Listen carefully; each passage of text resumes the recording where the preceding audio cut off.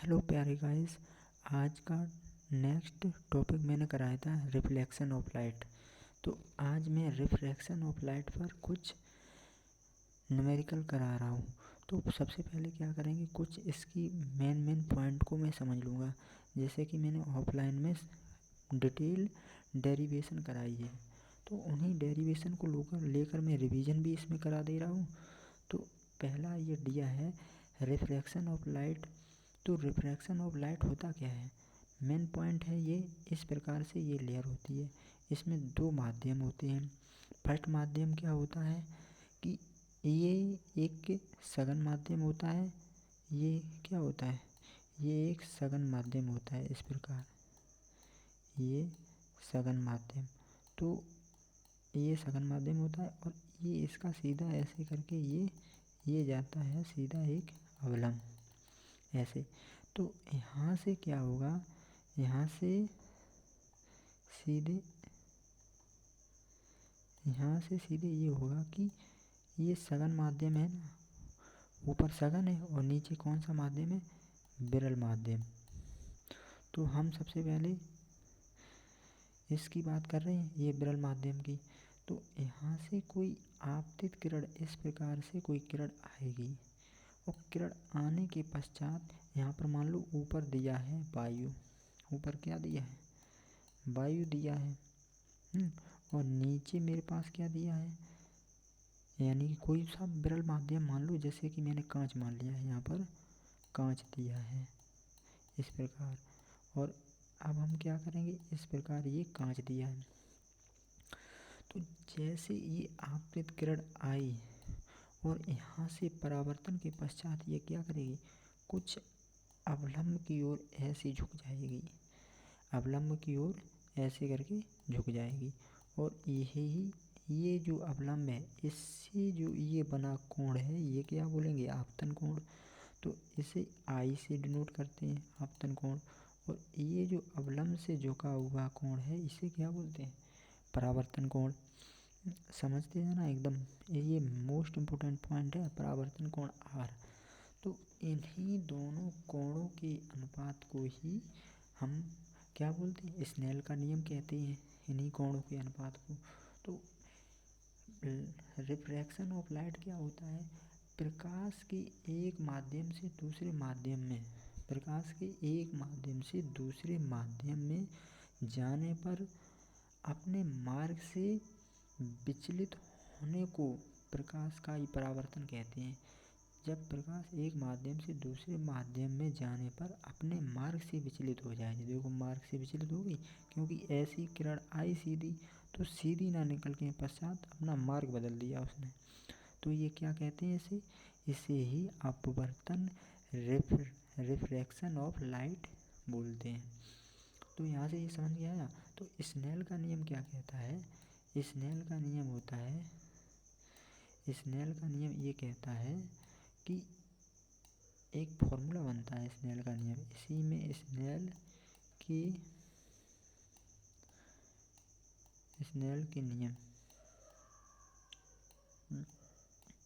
नियम से स्नेल का नियम बोलता है कि सबसे पहले sine i upon sine r, sine i upon sine r, यही क्या कहलाता है, स्नेल का नियम कहलाता है। और ये होता है किसके, नियतांक होता है, नियतांक है। तो हम समझेंगे इसमें कि जब ये वैल्यू बन गई है नियतांक, तो जो है ना नियतांक मान हमेशा नियत रहता है, वो मान क्या कहलाता है, जिस प्रकार जैसे हम आए कौन से, वायु से आए और मैंने कांच में प्रवेश किया, तो ये कांच है, ये सब क्या है, कांच है। इस प्रकार से तो मैं वायु से आया और मैंने कांच में एंटर किया।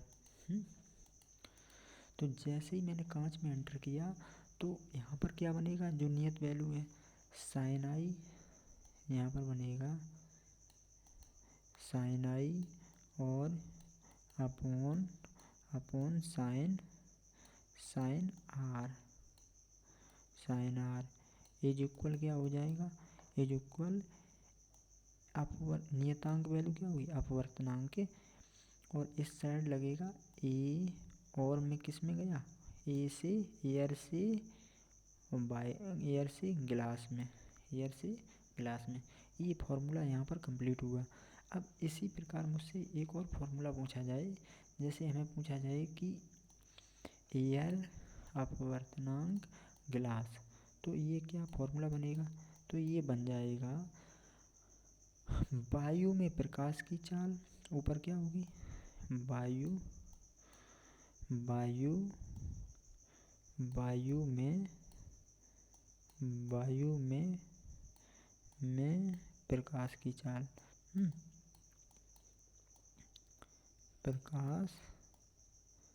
वायु में प्रकाश की चाल अपॉन, और नीचे आ जाएगा कांच में प्रकाश की चाल, कांच में है, ये बन जाएगा यहाँ से फार्मूला, सेकंड फार्मूला, कांच में प्रकाश की चाल। अब प्रकाश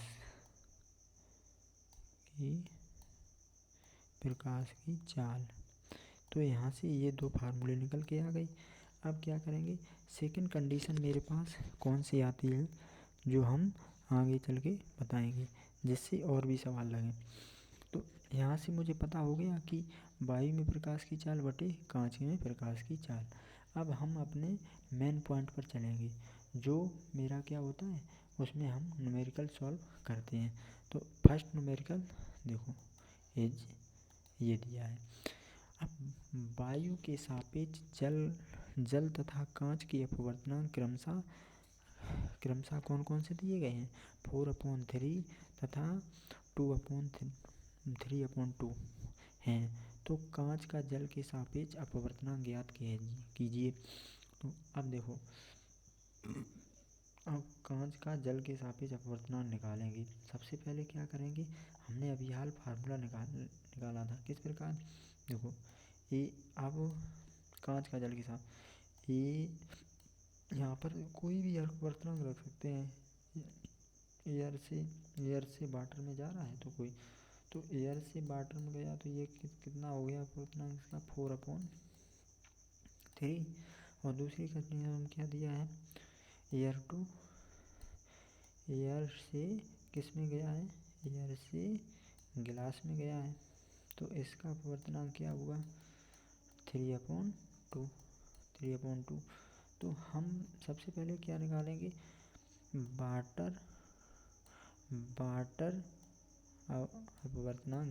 वाटर अपवर्तनांक गिलास निकालेंगे, तो क्या हो जाएगा, सबसे पहले रखेंगे ऊपर एयर टू गिलास, और अपॉन एयर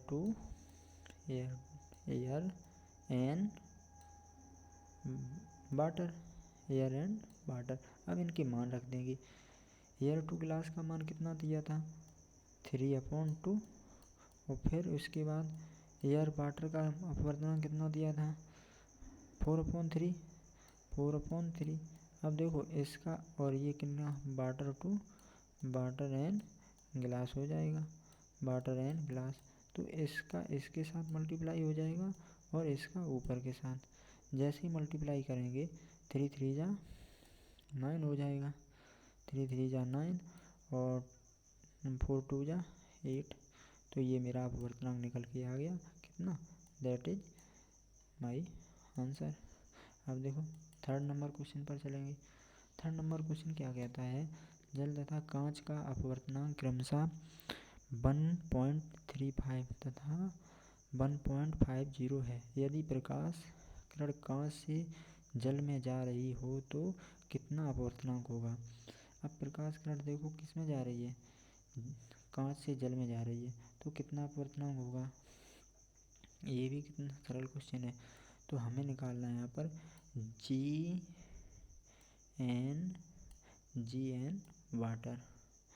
एन वाटर निकालना है। तो हमें पहला अपवर्तनांक दिया है कितना, एन वाटर का मान मुझे दिया है अपॉन में, फिर उसके बाद ए एन जी का मान दिया है, हैं। और फिर क्या करेंगे, जल तथा कांच में, तो एयर से ही जो काम चलेगा, कहाँ से चलेगा, एयर से। अब पहले एयर से वाटर में जा रहा है, दूसरा एयर से गिलास में जा रहा है, तो हम निकाल देंगे इसमें मान, air and water is equal क्या हो जाएगा 1.335 और अपॉन 1.5 और 0। अगर इसको कैसे सॉल्व करेंगे, इसको काट दो, देखो ये दशमलव से दशमलव पहले हटा दो हैं। तो इसमें पाड़ा पढ़ दो, कितने का पाड़ा पढ़ेंगे सबसे पहले, तो ऐसे काट दो, देखो 5 के पाड़े से काट दो, बिल्कुल सरल हो जाएगा, काटना भी सरल हो जाएगा और सिंपल से बन जाएगा सवाल, मेरा सॉल्यूशन हो जाएगा। तो ऐसे प्रकार इस प्रकार से लिख दूँ 1, 5 और 0 जाए काट दो 5 से, 5 5 2 जा 10 और बची 3, 5 7 जा 35 और ये ऐसे 5 से काट दो, 5 5 3 जा 50 और ये 0 आ जाएगा। अब इसे कितने से काटना है, 3 से काट दो, 3 9 जा 27 और ये 3 1 जा 3 और 10 हो जाएगा, 9/10 निकल के आ गया। अब क्या करेंगे, इसमें जैसे ही डिवाइड करेंगे तो ये मेरा 0.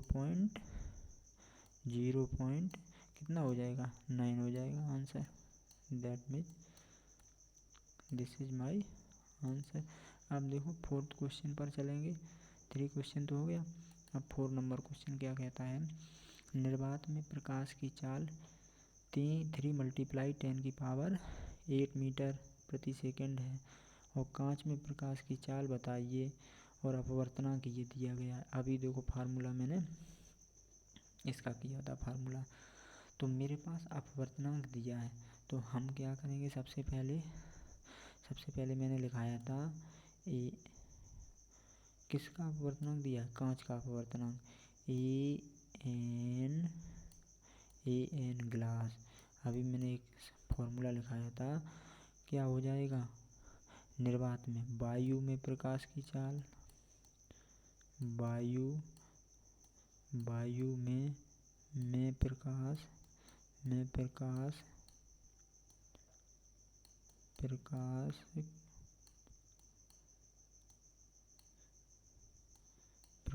की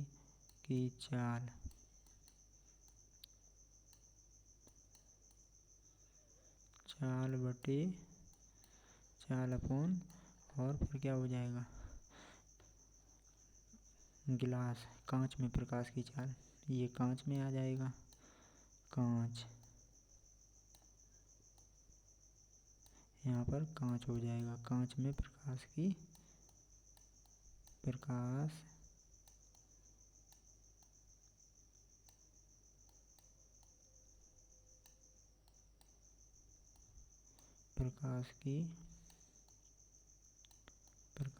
चाल, कांच में प्रकाश की चाल। अब देखो हो गया सवाल। अब मुझे निर्वात में प्रकाश की चाल दी है और अपवर्तनांक भी दिया है, तो हम क्या करेंगे, यहाँ पर 3/2 रख दो, इज इक्वल क्या हो जाएगा, तो ये हो जाएगा 3 × 10⁸ और अपॉन, ये तो निकालना ही है, ये निकालना है, ये गिलास लिख दो, गिलास तो निकालना ही है और चाल निकालनी है, गिलास में चाल ये तो निकालना ही है। अब क्या करेंगे, क्रॉस मल्टीप्लाई कर दो, इसका इसके साथ और इसका नीचे, तो ये क्या बन जाएगा, जैसे ही करेंगे तो 3 मल्टीप्लाई, यहाँ पर 2 का मल्टीप्लाई और हो जाएगा, 2 क्या हो जाएगा, 2 मल्टीप्लाई हो जाएगा और 10 की पावर कितना हो जाएगा 8। अब अपॉन में कितना आ जाएगा 3 और वो भी गिलास के बराबर। अब ये काट दो, ऐसे कट गया, 3 बन जा 3, तो यहाँ पर कितना आ गया, गिलास में चाल कितनी आ गई, गिलास में चाल चाल बराबर कितनी निकल के आ गई मेरे पास, ये 2 मल्टीप्लाई 10 की, देखो चाल कम हो गई कि नहीं, 2 मल्टीप्लाई 10 की पावर 8, और वो भी मीटर प्रति सेकेंड, वो भी मीटर प्रति सेकेंड। अब नेक्स्ट क्वेश्चन देखेंगे। नेक्स्ट क्वेश्चन क्या कहता है, नंबर 5। देखो, वायु तथा कांच में प्रकाश की चालें क्रमशः ये दी हैं, मीटर प्रति सेकेंड है। वायु के सापेक्ष कांच का अपवर्तनांक निकालिए। देखो अब यहाँ वही सिस्टम, वही फार्मूला, ए एन जी वाला फार्मूला लगा दो, ANG इज इक्वल है, और क्या हो जाएगा, निर्वात वाला सिस्टम। अभी जो फार्मूला लगाया था, अगर अच्छे से नहीं आता है तो इनको रटना पड़ेगा। निर्वात में चाल बताई थी, निर्वात में वायु की चाल, वायु की चाल। अब इसी प्रकार हो जाएगी, इसी प्रकार क्या हो जाएगी, कांच में प्रकाश की चाल, कांच, यहाँ पर कांच आ जाएगा। हम जल्दी करा रहे हैं ना, टाइम हो जाएगा बहुत ज़्यादा, तो लो यहाँ पर रख दो, ये तो निकालना ही है, इन दोनों की वैल्यू रख दो, आ जाएगा आंसर। तो ये हो जाएगा, ये तो मान निकालना ही है, 3 मल्टीप्लाई 10 की पावर 8, और मीटर प्रति सेकेंड हो जाएगा कि नहीं, मीटर प्रति सेकेंड, और अपॉन में ये वाली वैल्यू आ जाएगी। ये कितना हो जाएगा, 2 मल्टीप्लाई 10 की पावर, ये भी हो जाएगा 8 मीटर प्रति सेकेंड, और इस प्रकार मीटर प्रति सेकेंड हो जाएगा कि नहीं, हो जाएगा। अच्छे से नोट कर लो हैं। अब इसको इससे मीटर प्रति सेकेंड कट गया, 10 की पावर, ये तो पावर कट गई, बचा कितना, गिलास वो ईयर टू गिलास में अपवर्तनांक कितना आया, 3/2, दैट इज आंसर। अब देखो नेक्स्ट क्वेश्चन पर चलते हैं। ये सब अच्छे से रिवीजन कर लेना, ये पेपर में बनते हैं एक सवाल यहाँ से, बहुत ही इम्पोर्टेंट है। अब नेक्स्ट क्वेश्चन क्या कहता है, नेक्स्ट क्वेश्चन देखो, यदि आपतन कोण आई, देखो अभी पकड़ के आए ना, वही आ गया, यदि आपतन कोण आई तथा अपवर्तन कोण आर हो तो कोणीय विचलन होगा, अब देखो विचलन कैसे निकालेंगे, दोनों में जब विचलन निकालते हैं, इसका अभी मैंने डेरिवेशन कराया है, अभी मैं डायरेक्टली ऑप्शन बता पाऊँगा, ना कि तुम्हें सॉल्यूशन दिखा पाऊँ। तो ये एक नंबर के सवाल हैं, इनको तो डायरेक्टली कंप्लीट मैंने कराया ही है, तो इनको आप सीधे इनका क्या हो जाएगा, अपवर्तन कोण आर का कोणीय विचलन, ये सेकंड ऑप्शन इज राइट है, सेकंड ऑप्शन इज राइट। आप क्या करेंगे नेक्स्ट क्वेश्चन के लिए, नेक्स्ट क्वेश्चन कहता है, प्रकाश का पूर्ण परावर्तन संभव नहीं है जब प्रकाश जाता है। पूर्ण परावर्तन मतलब कोई प्रकाश कहीं से चले और किसी माध्यम में जाए तो उसका पूर्ण परावर्तन संभव हो सकता है। किस में हो सकता है, या तो एयर टू एयर में जाए, वाई टू वाई में जाए, तब उसका पूर्ण परावर्तन होगा, और या तो ग्लास टू ग्लास में जाए तब पूर्ण परावर्तन होगा। और यदि ये कहा जाए कि जब प्रकाश जाता है तो किस में परावर्तन संभव नहीं होगा, अभी उसका बता रहा हूँ किस में परावर्तन संभव नहीं होगा। तो सबसे पहले क्या हो जाएगा, जैसे हम कांच से गिलास में जाएं, तो कांच से गिलास में जाने की प्रवृत्ति, जल में पहुंचने की प्रवृत्ति बहुत ज़्यादा बढ़ जाएगी। जैसे कांच से निकले हो गिलास में, तो इसका पूर्ण परावर्तन और बढ़ जाएगा। पूर्ण परावर्तन जैसे हम अभी मैंने बताया था, इस प्रकार से हम, ये है अवलंब, इससे किरण आए, जैसे हमने ऐसी आपतित किरण आई और ऐसे हो जाए, वैसी माध्यम में चली जाए, तो इसमें तो संभव नहीं है, ऑप्शन पहला गलत। अब जल से कांच में इसमें पूर्ण परावर्तन तो संभव हो जाएगा, पर क्या होगा, तो इस नहीं पूछा है, नहीं वाला बताना है ना, कि तुम हाँ वाला बना दो। इसमें तो हो जाएगा, पर इसमें चाहिए मुझे नहीं वाला। जल से कांच में, अभी मैंने बताया था, जल से कांच में ऐसी आपतित किरण आई और परावर्तन, और नीचे है कांच, तो परावर्तन के पश्चात क्या होगी, अवलंब की ओर झुक गई है, ऐसे करके झुक गई कि नहीं। तो इसमें तो पूर्ण परावर्तन संभव नहीं है। और जल टू वायु, इसमें भी संभव है, जा सकते हैं। और कांच से वायु, इसमें भी जा सकते हैं, क्योंकि देखो ये विरल माध्यम, ये कैसा है, विरल माध्यम है, ये सघन माध्यम है। ये विरल माध्यम है, ये सघन माध्यम है। जब भी विरल से सघन की तरफ जाएं तो पूर्ण परावर्तन संभव है, और जब भी सघन से विरल की तरफ जाएं तो पूर्ण परावर्तन संभव नहीं है। तो ये सब ऑप्शन सही हैं, तो ये कट जाएंगे, हमें गलत वाला बताना है, तो ये हो जाएगा सेकंड ऑप्शन इज राइट। अब रेगिस्तान में गर्मियों में वृक्षों के प्रतिबिंब उल्टे दिखते हैं क्योंकि, बताओ। ये तो बहुत ही अच्छा क्वेश्चन है। गर्मियों में वृक्षों के, रेगिस्तान में, जब हम रेगिस्तान में जाते हैं तो गर्मियों में वृक्षों के प्रतिबिंब उल्टे दिखते हैं। इसका रीज़न क्या है, इसका रीज़न क्या है, तो वो ऑप्शन बताना है कि क्या रीज़न है।